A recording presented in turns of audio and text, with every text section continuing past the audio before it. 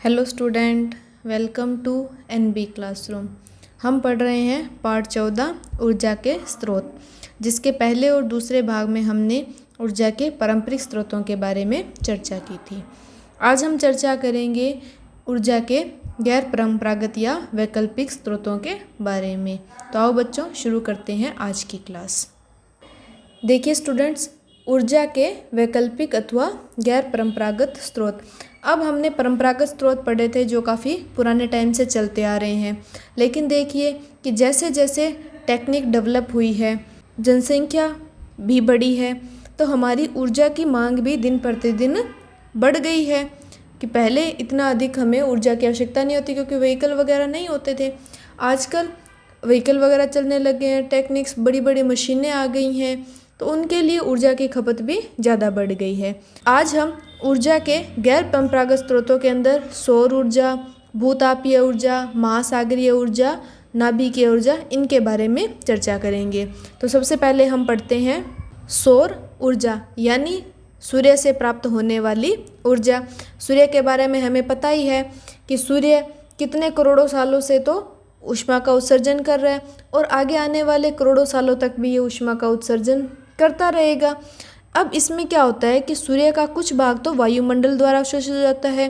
हमने पढ़ी है कि वायुमंडल के ऊपर परतें होती है, विभिन्न परतों से सूर्य के प्रकाश जो है उत्तरोत्तर अवशोषित होता चला जाता है। आधा भाग ही वायुमंडल तक पहुंच पाता है और इस पर आधारित युक्तियाँ भी हमने सुनी होगी, जैसे सौर ऊर्जा पैनल लगाते हैं, सौर कुकर होते हैं, तो वो इसी सौर ऊर्जा का कन्वर्जन करते हैं। ऐसी ही युक्तियों की आज हम चर्चा करेंगे। तो सबसे पहले हम पढ़ते हैं सौर कुकर। देखिए स्टूडेंट्स, सौर कुकर सिंपल देखिए, इसमें एक बक्सा होता है। इस बक्से के अंदर देखिए काले कलर का लेप किया जाता है। काले कलर का लेप इसलिए किया जाता है क्योंकि काला रंग ऊष्मा का बहुत ही अच्छा अवशोषक होता है। अब जैसे होता है ना, हम सर्दियों में जैसे ब्लैक कलर के या डार्क कलर के कपड़े पहनते हैं तो हमें सर्दी कम लगती है, लेकिन यही अगर गर्मियों में आप ब्लैक कलर पहन लो तो आपको बहुत अधिक गर्मी लगेगी। तो काला रंग क्या करता है कि सूर्य से आने वाला जो प्रकाश है उसको अच्छे से ऑब्जर्व कर लेता है। इस बक्से में ऊपर देखिए कांच की एक शीट लगा दी जाती है ताकि जो हीट सन से आए वो इसके अंदर एकत्रित रहे, उसका लॉस नहीं हो। यहाँ लगा दिया जाता है इसके ढक्कन पर एक दर्पण। क्यों? क्योंकि देखिए सूर्य से आने वाली प्रकाश किरणें इसको इस पात्र के ऊपर फोकसित कर देगा और फोक्सन से क्या होगा कि ऊष्मा सारी इस पात्र पे फोकसित होगी तो खाना जल्दी पक जाएगा। ठीक है स्टूडेंट, स्ट्रक्चर पढ़ लेते हैं। सौर कुकर तथा सौर जल तापक की पृष्ठीय सतहों को काला रखा जाता है जो कि अधिक ऊष्मा ग्रहण करता है। इसमें सूर्य किरणों को फोकसित करने हेतु दर्पणों का उपयोग किया जाता है, जिससे इनका ताप और अधिक उच्च हो जाता है। सौर कुकरों में कांच की शीट का ढक्कन होता है। यह युक्ति दिन के समय कुछ निश्चित समयों पर ही उपयोगी होती है, क्योंकि देखिए सूर्य दिन में निकलेगा और दिन में भी कुछ विशेष टाइम देख लीजिए, दोपहर का सा टाइम होता है, उस टाइम सूर्य की जो किरणें होती है वो बहुत ही तीव्र आती हैं, तो उन्हीं टाइम पे इसका थोड़ा सा यूज़ किया जाता है। दिन के समय, शाम के समय तो हम यूज़ नहीं कर सकते। सेकंड, जैसे जो ठंडे प्रदेश है जहाँ पे सूर्य निकलता ही नहीं है, वहाँ भी इसको यूज़ नहीं किया जा सकता, लेकिन हम सिंपल इसको अपना करके दैनिक जीवन के कार्य कर सकते हैं। जैसे खाने को अच्छे से पकाने के लिए हुआ, पानी वगैरह गर्म करने के लिए इसका यूज़ किया जा सकता है। सेकंड जो मेन हम युक्ति पढ़ते हैं वो आते हैं सौर पैनल। देखिए स्टूडेंट, आपने इस प्रकार की सौर प्लेट देखी होंगी, है ना, जो कई बार खेतों में लगी होती है। आप सफ़र करते हो तो रास्ते में कई बार बड़े बड़े सौर ऊर्जा फार्म दिखाई देते हैं, तो ये क्या कहलाते हैं? ये सौर पैनल कहलाते हैं, जो क्या करते हैं, सौर ऊर्जा को, सूर्य से प्राप्त ऊर्जा को विद्युत ऊर्जा में रूपांतरित करते हैं। देखिए इसमें इस प्रकार की प्लेट होती है और साथ में एक बैटरी लगी होती है, जहाँ से ये पैनल सूर्य की ऊर्जा को प्राप्त करेगा और जो बैटरी है वहाँ से विद्युत ऊर्जा के रूप में इसको कन्वर्ट कर दिया जाएगा। अब वही पवनचक्की वाली बात, एक सौर पैनल से इतनी अधिक विद्युत प्राप्त नहीं होती है, तो अत्यधिक संख्या में जुड़े सौर सेलों की व्यवस्था को सौर पैनल कहते हैं। किसी प्रारूपी सौर सेल से 0.5 से 1 वोल्ट तक की वोल्टता विकसित होती है, जो लगभग 0.7 वोल्ट शक्ति का विद्युत उत्पन्न कर सकती है। ठीक है, एक जो सिंपल पैनल होता है, नॉर्मल जो पैनल है, उसको धूप में रखते हैं तो वो इतनी विद्युत उत्पन्न करता है। इसीलिए इसका व्यापारिक उपयोग करने के लिए बड़े पैनल व्यवस्थित किए जाते हैं कि एक पैनल से तो थोड़ी कम विद्युत प्राप्त होती है, बड़े पैनल लगाएंगे तो काफ़ी अधिक मात्रा में विद्युत प्राप्त होती है। अब इसके लाभ व हानियाँ देखते हैं। देखिए, इनका रख रखाव सस्ता होता है, ठीक है, ज़्यादा मेंटेनेंस की आवश्यकता नहीं होती है। ये बिना किसी फोक्सन युक्ति के काफ़ी संतोषजनक कार्य करते हैं। यानी इसमें कोई लंबा चौड़ा सिस्टम नहीं होता है कि जैसे डायनेमो वगैरह लगाओ, मोटर लगाओ, ऐसा कोई इक्विपमेंट फिट नहीं करना पड़ता है। सिंपल एक प्लेट होती है, बैटरी होती है और ये काम कर जाता है। इन्हें सुदूर व अगम्य स्थानों पे भी स्थापित किया जा सकता है, ठीक है, जहाँ पर अच्छे से व्यवस्था नहीं हो वहाँ भी इनको लगा सकते हैं। जैसे मान लो अब अपने घरों पे है तो आप घरों की पूरे छत के ऊपर सौर पैनल बना सकते हो, पार्क वगैरह हैं तो उसकी दीवारों पे बना सकते हो। तो ज़्यादा इसके लिए स्पेस वगैरह की टेंशन करने की हमें ज़रूरत नहीं है, इसको कहीं भी इजीली स्थापित किया जा सकता है। बिजली के व्यवस्थित किए जाते हैं तो उनके लिए बहुत बड़ा स्पेस चाहिए होता है, केबल वगैरह वायरिंग वगैरह करते हैं तो भी बहुत अधिक तामझाम की ज़रूरत होती है, इसके लिए इसको कहीं भी स्थापित किया जा सकता है। थर्ड, इसका बहुत ही अच्छा यूज़ है कि उपग्रहों व अंतरिक्ष अन्वेषक युक्तियों में प्रमुखता से प्रयुक्त किए जाते हैं। आप जब भी कोई सैटेलाइट वगैरह देखते हो तो उसमें क्या होते हैं कि जो सैटेलाइट छोड़ते हैं उनके पैनल पर सौर प्लेट सी लगाई जाती है, क्योंकि वो बाहर वहाँ तक देखो केबल वायरिंग वगैरह तो अंतरिक्ष तक जा नहीं सकती है, तो वहाँ पर ऊर्जा का स्रोत क्या रहेगा, सूर्य ही तो रहेगा कि सूर्य से ऊर्जा प्राप्त करें और वो उपग्रह यंत्र काम करते रहें। तो मोस्टली देखिए जो भी उपग्रह यहाँ पर दिखाए गए हैं ये बहुत फेमस भी हैं, हमने कहीं ना कहीं अपने नाम भी सुन रखे होंगे बुक्स वगैरह में। इन सब में देखिए सौर पैनलों का प्रयोग किया गया है, ठीक है। ये तो थे इसके लाभ। अब इसके कुछ एक सीमाएं हैं इनको यूज़ करने की, तो वो देखते हैं। सीमाएं देखिए कि सौर सेलों को बनाने में प्रयुक्त विशिष्ट श्रेणी के सिलिकॉन की उपलब्धता सीमित है। ये देखिए सौर पैनल जो बनाया जाता है इसमें अर्धचालक सिलिकॉन प्रयुक्त किया जाता है, तो सिलिकॉन क्या है कि थोड़ा सा लिमिटेड मात्रा में है, ठीक है। सेकंड देखिए कि सौर सेलों के उत्पादन की समस्त प्रक्रिया बहुत महंगी है। अब देखिए इसको बनाने में लगता है सिलिकॉन, आगे हम पढ़ेंगे जैसे चांदी भी लगती है इसके अंदर, कांच वगैरह है, बेस वगैरह बनाते हैं, बैटरी वगैरह, तो इसको थोड़ा स्थापित करने की प्रक्रिया बहुत महंगी है। लेकिन जैसे कृषि वगैरह के लिए इसको यूज़ किया जाता है, सरकार इसके लिए अनुदान भी देती है। जैसे आपने सुना होगा कि खेतों में अगर सौर पैनल लगाएं तो सरकार उसके लिए ऋण की सुविधा भी देती है। थर्ड देखिए कि सौर पैनल बनाने में चांदी सिल्वर का प्रयोग होता है जो लागत को बढ़ा देता है। अब चांदी वैसे ही महंगी है तो इसके कुछ कुछ जॉइंट्स हैं वहाँ पर चांदी यूज़ की जाती है, तो इससे इसकी कॉस्ट ऑटोमेटिकली बढ़ी जाएगी। इसी कारण से क्या होता है कि जो इसका ज़्यादातर यूज़ किया जाता है वो बड़े प्रोजेक्ट्स में ही किया जाता है। जैसे अब उपग्रह वगैरह अंतरिक्ष वगैरह में जाते हैं, अब एक उपग्रह को इंस्टॉल करते हैं भेजते हैं तो उनका बजट करोड़ों में होता है, करोड़ों के उसके अंदर इक्विपमेंट लगाए जाते हैं, तो वहाँ तो इसका कोई ज़्यादा फर्क पड़ता नहीं, इतना महंगा ही है। लेकिन अगर अपन डेली लाइफ में इसको लाएँ इंस्टॉल करें तो ये थोड़ा सा कॉस्टली पड़ता है। थर्ड है कि सौर पैनल का उपयोग कम है क्योंकि इसकी लागत अधिक और दक्षता कम है, ठीक है, क्योंकि एक सौर पैनल से तो काम चलेगा नहीं, थोड़ा बड़ा लेवल पे इसको स्थापित करना पड़ेगा, तो इससे इसकी थोड़ी सी कॉस्ट बढ़ जाती है। लेकिन हम देख रहे हैं कि इसका उपयोग आजकल काफ़ी अधिक यूज़ किया जाने लग गया है। जैसे ट्रैफिक सिग्नल है, ट्रैफिक लाइट्स है, वहाँ पर आजकल सौर पैनल स्थापित किए जा रहे हैं।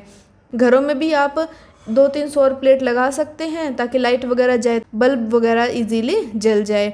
तो हाँ, इसको एक बार इंस्टॉल करना थोड़ा सा कॉस्टली है, लेकिन ये हमारे इन्वर्टर वगैरह या बाकी अधिक और जो युक्तियां हैं उनकी तुलना में ये काफ़ी अधिक दक्ष है और एक अच्छा सोर्स है। ओके स्टूडेंट, ये थी सौर ऊर्जा। नेक्स्ट पढ़ते हैं हम सेकंड, समुद्रों से ऊर्जा। इसको हम 3 भागों में बांट सकते हैं, ज्वारीय ऊर्जा, तरंग ऊर्जा और महासागरीय तापीय ऊर्जा। अब हम एक एक करके इनको पढ़ेंगे तो आपको ये डिफरेंसेस क्लियर हो जाएंगे कि तीनों के अंदर क्या डिफरेंस है। फर्स्ट हम देखते हैं ज्वारीय ऊर्जा।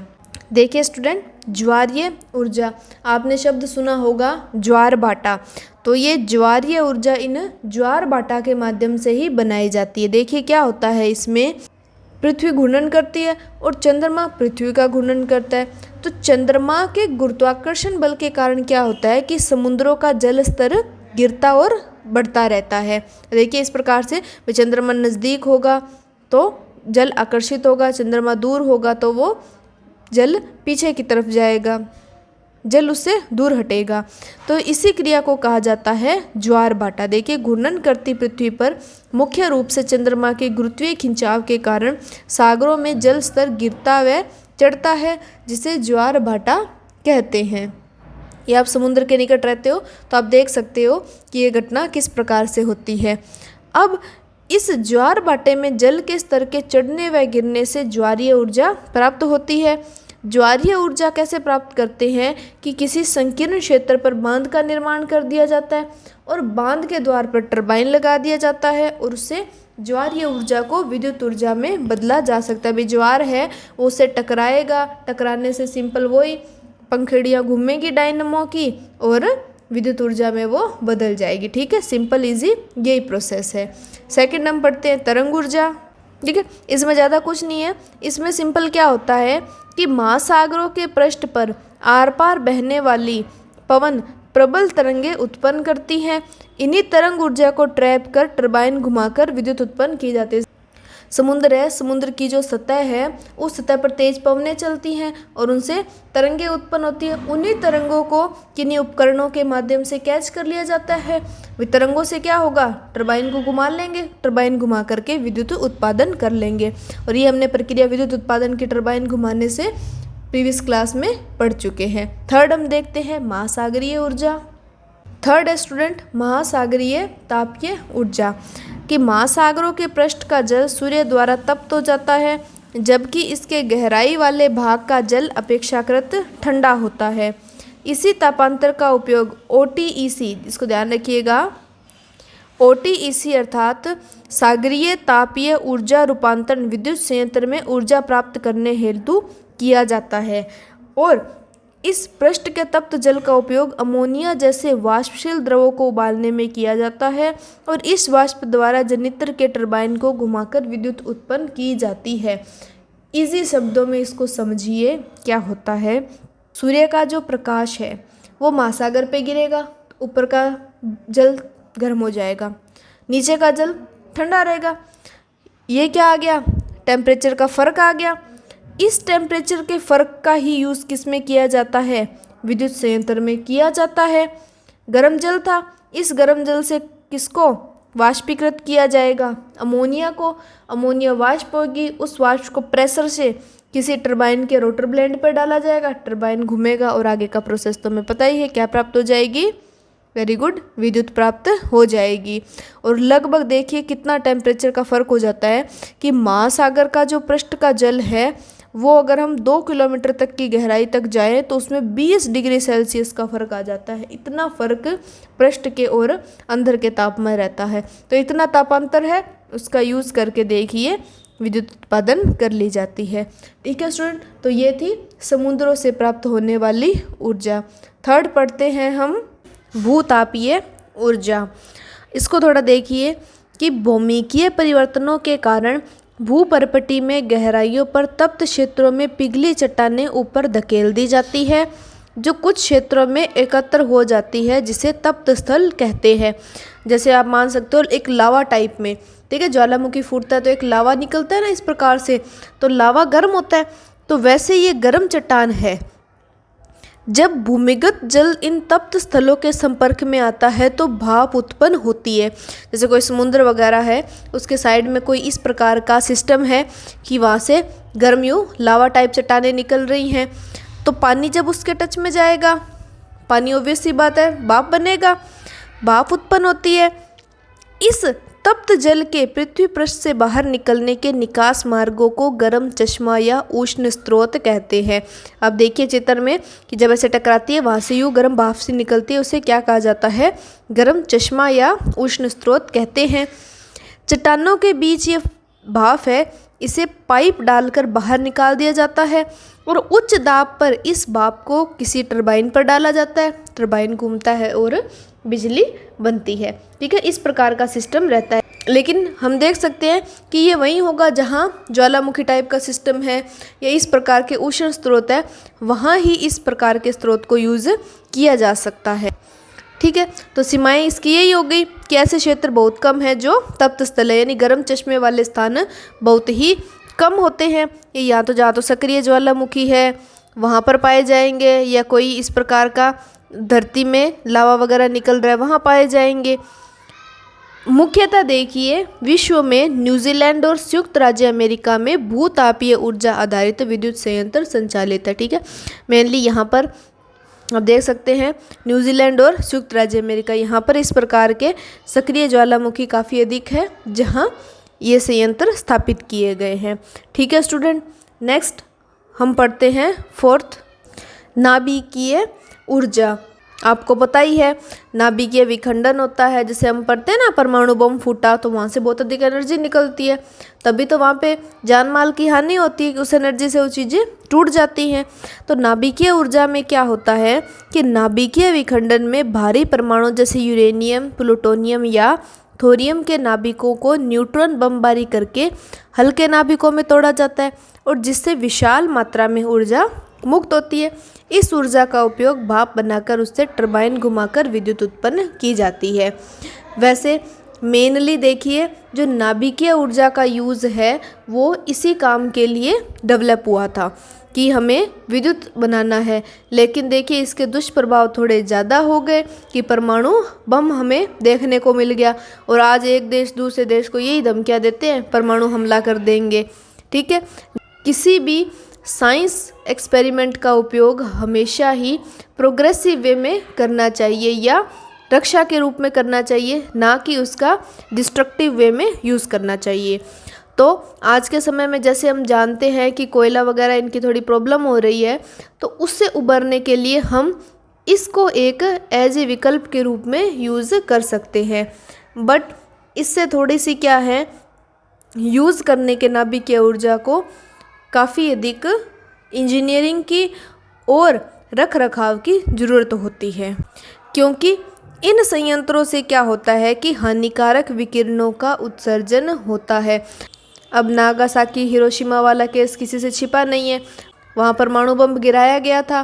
परमाणु बम क्या था, एक तरह से यही था विखंडन, ठीक है, नाभिक का विखंडन होना। उससे देखिए उसके दुष्प्रभाव इतने सालों बाद आज भी देखने को मिल रहे हैं कि वहाँ पर अब भी बच्चे जो हैं वो काफ़ी अधिक रोगों से ग्रसित हो रहे हैं, क्योंकि वहाँ पे विकिरण क्या है, इतना अधिक रेडिएशन था कि वो हर चीज़ के अंदर रेडिएशन समा गया, तो कोई भी चीज़ वहाँ पर शुद्ध नहीं बची, हर चीज़ में विकिरणों का हो गया। तो इनका जो संयंत्र बनाया जाता है वो बहुत ही अधिक टेक्निक और इंजीनियरिंग लगा करके बनाया जाता है, तो उससे थोड़ी इसकी कॉस्ट भी ज़्यादा हो जाती है। नाभिकीय ईंधन का भंडारण व निपटारण करना भी कठिन है कि जो शेष अवशेष बच गए, क्योंकि उसमें क्या होंगी, घातक विकिरणें होंगी, उसको हम डायरेक्ट तो टच कर नहीं सकते हैं। एक आपको घटना याद होगी, चेरनोबिल एक जगह थी, वहाँ पर ये नाभिकीय विकिरण का जो स्ट्रक्चर था वहाँ पे कुछ टेक्निकल इशू हो गया था, तो विकिरण रिसाव होने तो व्यक्ति एज इट इज़ मतलब वहाँ पर खड़े खड़े जल गए। ठीक है, विकिरणें इतने अधिक रेडिएशंस होती हैं, तो इनका बहुत ही सावधानी पूर्वक यूज़ किया जाना चाहिए। नाभिकीय विद्युत संयंत्रों के प्रतिष्ठान की अत्यधिक लागत, पर्यावरणीय संदूषण का प्रबल खतरा और यूरेनियम की सीमित उपलब्धता भी मुख्य सीमाएं हैं। कि इसका जो यूज़ है हमने अभी चर्चा कर ही ली कि इसको स्थापित करेंगे तो कॉस्ट ज़्यादा आएगी, क्योंकि बहुत अधिक प्रोटेक्शन की जरूरत पड़ेगी, और बहुत अधिक प्रोटेक्शन करेंगे तो कॉस्ट अपने आप ही बढ़ जाती है। पर्यावरण का तो खतरा है भी, मान लो थोड़ा सा भी लीकेज हो गया तो भी पर्यावरण प्रदूषित हो जाएगा। और यूरेनियम के भंडार जो इसमें यूज़ किया जाता है उसकी भी थोड़ी सी शॉर्टेज रहती है। आप एक परमाणु संयंत्र देख सकते हैं, ठीक है, इस प्रकार का ये देखिए कम से कम 8-9 फीट की मोटी दीवार बनाई जाती है, इतनी चौड़ी दीवार बनाई जाती है ताकि विकिरणों का खतरा नहीं हो। और इसको स्थापित भी फिर ऐसी जगह करना चाहिए कि जो आम जन से, आम आबादी से बहुत ही अधिक दूर स्थापित हों। ठीक है स्टूडेंट, तो ये था नाभिकीय ऊर्जा। ओके स्टूडेंट, तो अभी हमने पढ़े ऊर्जा के गैर पारंपरिक स्रोत, और हमने जाना कि ये काफ़ी अच्छे विकल्प हो सकते हैं आने वाले समय में ऊर्जा की मांग को पूरा करने के लिए। नेक्स्ट स्टूडेंट, एक टॉपिक आता है पर्यावरणीय विषयक सरोकार। जैसे हमने ईंधन के बारे में चर्चा की थी कि ईंधन को चूज करते हैं तो उसमें क्या विशेषता होती है कि वो उत्तम ईंधन के रूप में कंसीडर किया जाए।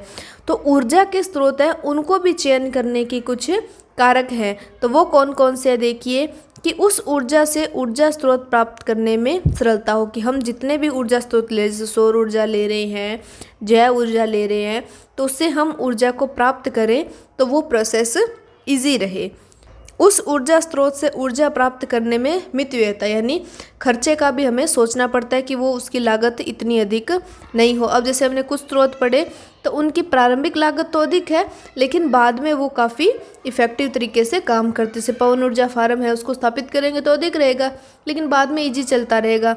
जैव मात्रा को स्थापित करेंगे तो प्रारंभिक कॉस्ट तो देखिए थोड़ी बहुत अधिक आएगी ही, लेकिन फिर भी देखिए ऐसे विकल्प खोजे जा रहे हैं कि जिनकी कॉस्ट थोड़ी सी कम रहे। थर्ड है देखिए, उस ऊर्जा स्रोत से ऊर्जा प्राप्त करने की उपलब्ध प्रौद्योगिकी की दक्षता, यानी हम उससे कोई भी अपरेटस बना करके ऊर्जा प्राप्त कर रहे हैं तो वो मशीनरी अच्छी होनी चाहिए। ऐसा नहीं है कि 2 दिन चले और फिर खराब हो जाए, ठीक है। थर्ड है, उस ऊर्जा स्रोत को उपयोग करने से पर्यावरण को होने वाली क्षति। देखिए मेन जो समस्या आज हम जूझ रहे हैं वो पर्यावरण प्रदूषण की समस्या है, और हम ऐसा स्रोत बना दें कि जो पर्यावरण को हानि करे तो फिर क्या फ़ायदा। अभी हाल ही में एक काफ़ी अच्छा इंसिडेंट हुआ। एलोन मस्क ने घोषणा की थी कि मुझे ऐसा कोई इक्विपमेंट आप बना के दीजिए जो कार्बन के उत्सर्जन को कम कर सके, लेकिन खुद भी वो कार्बन का उत्सर्जन नहीं करे, तो उसको वो काफ़ी अच्छी इनामी राशि उसके अंदर देने वाले हैं। तो देखिए धीरे धीरे जो व्यावसायिक या व्यापारिक लोग हैं वो अपने पर्यावरण के प्रति बहुत ही अधिक चिंतित नज़र आ रहे हैं, और ये कदम इसी तरफ ही दिखाता है कि टेक्नोलॉजी का उपयोग टेक्नोलॉजी को ही लिमिट करने के लिए किस प्रकार करें। आपके पास भी आइडिया है तो आप ज़रूर शेयर करें। और इन ऊर्जा स्रोतों के बारे में आजकल हम देख सकते हैं कि सीएनजी गैस का यूज़ काफ़ी अधिक व्हीकल्स के अंदर किया जाने लग रहा है, तो सीएनजी को भी काफ़ी एक स्वच्छ ईंधन के रूप में भी माना जाता है, ठीक है। तो ऐसे देखिए धीरे धीरे क्या हो रहा है कि जैसे जैसे समस्याएं मांग बढ़ रही है वैसे वैसे उसके विकल्प भी खोजे जा रहे हैं, ठीक है स्टूडेंट। अब हमने शुरू में चर्चा की थी ऊर्जा के नवीकरणीय अनवीकरणीय स्रोत, तो हमने कहा था लास्ट में इसके बारे में देखेंगे, तो 2 डेफिनेशंस हैं वो देख लेते हैं। हमने गैर परंपरागत और परंपरागत तरीके से तो पढ़े थे, 2 और हैं अनवीकरणीय अथवा समाप्य स्रोत, नवीकरणीय अथवा अक्षय स्रोत। अनवीकरणीय देखिए जो किसी न किसी दिन समाप्त हो जाएंगे वो क्या कहलाते हैं, अनवीकरणीय स्रोत कहलाते हैं। जीवाश्म ईंधन, भाई जीवाश्म है वो लिमिटेड हमारी धरती में बचे हैं तो वो खत्म होने की कगार पर हैं। नवीकरणीय अथवा अक्षय स्रोत वे स्रोत जो किसी निश्चित दर पर ऊर्जा की नियत आपूर्ति सुनिश्चित कर सकें, या ऐसे स्रोत जिनका पुनर्जनन हो सके ऊर्जा के नवीकरणीय स्रोत कहलाते हैं। जैसे जैव मात्रा, सौर ऊर्जा। जैव मात्रा हम पढ़ते हैं पारंपरिक स्रोतों की प्रौद्योगिकी के दक्षता के रूप में, कि देखिए पशुधन हमने पढ़ा था कि रहने वाला है तो जैव मात्रा की हमें टेंशन करने की जरूरत नहीं है। सूर्य है अरबों सालों से हमें प्रकाश दे रहा है और आने वाले सालों में भी देगा, तो ये विकल्प भी क्या है, बहुत ही अच्छा है और अनलिमिटेड टाइम तक चलने वाला है, ठीक है स्टूडेंट। अब हम इसके अभ्यास प्रश्न पढ़ लेते हैं। ओके स्टूडेंट, अब शुरू करते हैं अभ्यास प्रश्न। देखिए ज़्यादा प्रश्न नहीं है, 5-10 क्वेश्चन है और बहुत ही सिंपल से हम पढ़ चुके हैं इस चैप्टर के अंदर। अब देखिए कि गर्म जल प्राप्त करने के लिए हम सौर जल तापक का उपयोग किस दिन नहीं कर सकते हैं, यानी सूर्य ऊर्जा का प्रयोग करके जल को गर्म करना, तो वो हम देखिए धूप वाले दिन कर सकते हैं, बादलों वाले दिन कर सकते हैं, नहीं कर सकते, गर्म दिन कर सकते हैं, पवनों वायु वाले दिन कर सकते हैं। तो हम इसका यूज़ किस दिन नहीं कर सकते, बादल वाले दिन नहीं कर सकते। बादल होंगे वो सूर्य को कवर कर लेंगे तो हम कैसे गर्म कर पाएंगे, है ना। सेकंड है, निम्नलिखित में से कौन जैव मात्रा ऊर्जा स्रोत का उदाहरण नहीं है। ध्यान से देखिए, नहीं है।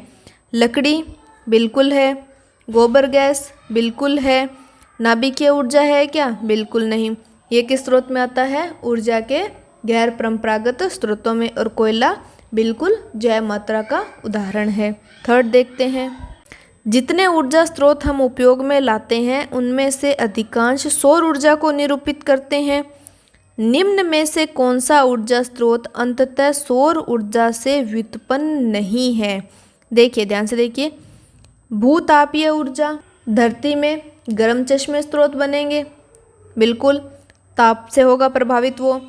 पवन ऊर्जा, हमने पढ़ा था सूर्य की किरणें धरती पर अलग अलग गिरती हैं, पवनें बहेंगी तो तापांतर के कारण ही बह रही थी। नाभिकीय ऊर्जा, नाभिकीय विखंडन होगा किसके द्वारा? न्यूट्रॉन के द्वारा। तो यहाँ पर देखिए सूर्य का कोई काम नहीं है। लास्ट हम देखते हैं जैव मात्रा, बिल्कुल बायोगैस बनाते हैं तो अंदर क्या होगी? ऊष्मा होगी, तभी तो अपघटन होगा ना पदार्थों का। तो बिल्कुल जैव मात्रा में हम सौर ऊर्जा से व्युत्पन्न करते हैं। तो इसका ऑप्शन कौन सा हो जाएगा? सी ऑप्शन, नाभिकीय ऊर्जा हो जाएगा, जो सौर ऊर्जा से व्युत्पन्न नहीं है। फोर्थ क्वेश्चन देखिए कि ऊर्जा स्रोत के रूप में जीवाश्मी ईंधनों तथा सूर्य की तुलना कीजिए व उनमें अंतर लिखिए। देखिए, जीवाश्म ईंधन है वो ऊर्जा का पारंपरिक स्रोत है, और सूर्य जो ऊर्जा प्राप्त हो रही थी, सौर ऊर्जा हमें प्राप्त हो रही थी, वो एक गैर पारंपरिक स्रोत है। और जीवाश्म ईंधन किसी ना किसी दिन ख़त्म हो जाएंगे, और सूर्य के बारे में हमें टेंशन करने की ज़रूरत नहीं है। तो आप इसका उत्तर यहाँ से देख करके नोट कर सकते हैं। फिफ्थ क्वेश्चन देखिए कि जैव मात्रा तथा ऊर्जा स्रोत के रूप में जल विद्युत की तुलना कीजिए और उनमें अंतर लिखिए। यानी हमें जैव मात्रा का ऊर्जा स्रोत और जल विद्युत स्रोत की तुलना करनी है। ठीक है, अच्छे क्वेश्चन है, इनको आप जरूर नोट कीजिए। देखिए, जैव मात्रा वही सेम, कौन सा स्रोत था? ऊर्जा का पारंपरिक स्रोत। और जल विद्युत भी कौन सा था? ऊर्जा का पारंपरिक स्रोत था। जैव मात्रा में सिंपल प्रौद्योगिकी सुधार की आवश्यकता थी, और जल विद्युत क्या था? सिंपल एक पारंपरिक स्रोत था। जैव मात्रा है उसके बारे में हमें वही बात, खत्म होने की टेंशन नहीं है, और जल विद्युत में भी हमें टेंशन नहीं है। जैव मात्रा में थोड़ी सी हानियाँ कम है, और जल विद्युत में जो बांधों के नुकसान है वही जल विद्युत संयंत्र में नुकसान है। तो आप इसका उत्तर नोट कर सकते हैं। देखिए, सिक्स्थ क्वेश्चन है, अच्छा क्वेश्चन है कि निम्नलिखित में से ऊर्जा निष्कर्षित करने की सीमाएं लिखिए।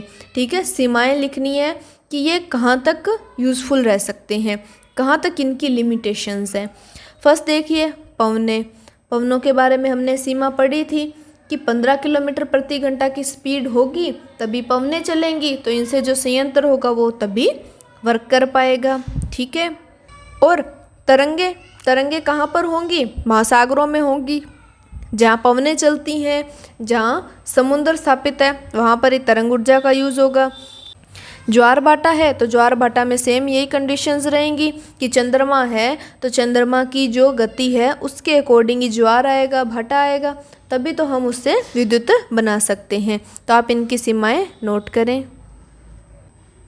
सेवंथ क्वेश्चन देखिए कि ऊर्जा स्रोतों का वर्गीकरण निम्नलिखित वर्गों में किस आधार पर करेंगे? नवीकरणीय तथा अनवीकरणीय, समाप्य तथा अक्षय। यह भी हम कवर कर चुके हैं, तो इसको नोट करने की वैसे जरूरत नहीं है। और क्या ए और बी के विकल्प समान हैं? बिल्कुल, पढ़े थे कि नवीकरणीय जो स्रोत हैं वो अक्षय है, क्योंकि वो वापस से रीजनरेट हो जाएंगे। अनवीकरणीय तो वो खत्म हो जाएंगे। और समाप्य, तो अनवीकरणीय और समाप्य एक ही चीज़ होगी। जैसे जीवाश्म ईंधन हो गया, वो अनवीकरणीय भी है और समाप्य भी है। और नवीकरणीय में कौन सा आ जाएगा? जैव मात्रा या सौर ऊर्जा आ जाएगा। ठीक है स्टूडेंट। 8th क्वेश्चन है कि ऊर्जा के आदर्श स्रोत में क्या गुण होते हैं? तो ये हम अभी पढ़ चुके हैं कि वो कम प्रदूषण करना चाहिए, उसके मितव्ययता होनी चाहिए, निष्कर्षण की लागत कम होनी चाहिए। ये भी हम कवर कर चुके हैं, किसमें? पर्यावरणीय विषयक सरोकार में। नेक्स्ट 9th क्वेश्चन है कि सौर कुकरों का उपयोग करने के क्या लाभ हैं, क्या हानियां हैं, क्या ऐसे भी क्षेत्र हैं जहां सौर कुकर की सीमित उपयोगिता है? ये भी हम कवर कर चुके हैं। सिंपल रिवीजन कर लेते हैं कि बिल्कुल इसको तभी यूज़ किया जा सकता है जहां पर सूर्य है, सूर्य नहीं होगा तो वहाँ उसको यूज़ नहीं किया जा सकता। दिन में कुछ ही समय है जहाँ पर इसको हम यूज़ कर सकते हैं। ठीक है स्टूडेंट। 10th क्वेश्चन देखिए कि ऊर्जा की बढ़ती मांग के पर्यावरणीय परिणाम क्या हैं, ऊर्जा की खपत को कम करने के उपाय लिखिए। देखिए हम पीछे ये 3 चैप्टर पढ़ चुके हैं, इन 3 चैप्टर्स में हम ये डिस्कशन कर रहे हैं कि हम जो भी हम काम कर रहे हैं उसका पर्यावरण पर क्या इम्पैक्ट पड़ रहा है। तो बिल्कुल ऊर्जा की मांग बढ़ रही है तो उससे पर्यावरण को प्रदूषण झेलना पड़ रहा है। देखिए ऊर्जा की खपत को कम करने के उपाय ये भी हम काफ़ी बार डिस्कस कर चुके हैं कि आप घर से बाहर जाएं या बिजली की ज़रूरत नहीं हो तो बिजली को नहीं जलाएं, पब्लिक ट्रांसपोर्ट का यूज़ करें या पैदल चलें और ऐसे स्रोतों को अपनाएं जो कम प्रदूषण करते हों और काफ़ी चलने में दक्ष भी हों। ओके स्टूडेंट, तो ये था चैप्टर 14 ऊर्जा के स्रोत। इसी के साथ हमारा ये चैप्टर कंप्लीट होता है और क्लास 10 साइंस का अदर पोर्शन भी कंप्लीट हो जाता है। नेक्स्ट क्लास में हम शुरू करेंगे जो हमारे बायोलॉजी पोर्शन का एक चैप्टर शेष रह गया है, जीव जनन कैसे करते हैं। ओके स्टूडेंट, तो फिर मिलते हैं नेक्स्ट क्लास में। Thank you for watching.